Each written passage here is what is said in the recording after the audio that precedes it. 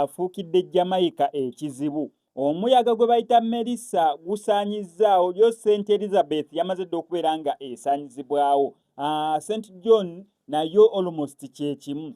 Ebitundu bingi nnyo mu ggwanga lya Jamaica ebiri mu kubeera nga bisaanyizibwawo omuyaga gunene ogumanyikiddwa nga Melissa, era nga muyaga gwa ttabbu nnyo kamala.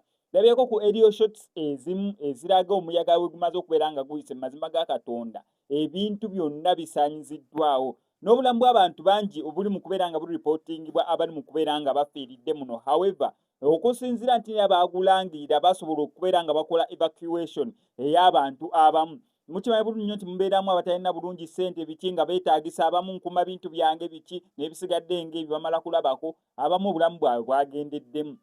Mu mbeera embi oba mu mbeera ey'akazigizigi eri mu kubeera nga genda mu maaso mu ggwanga lya Jamaica olw'omuyaga oguli mu kubeera nga gusaanyaawo oba nga guyita.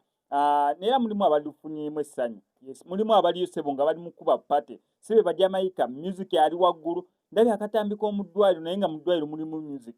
Eddwaliro lyonna nga lijjudde amazzi. Empewo esitula amayengo okuva ku nnyanja n'egakuba eno. Owantu watayingiranga mazzi ku fule ey'okubiri, fule esooka kwegamba nga zijjudde mazzi okusinza ku bitundu eby'enjawulo.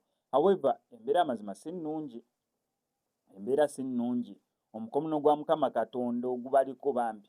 Tusabe busabi embeera esobole okubeera nga edda mu nteeko, naye omuyaga gwe bayita Melissa guli mu kubeera nga gusaanyaawo Jamaica ebitundu ebisinga. Embeera sofa bw'eti bw'eri.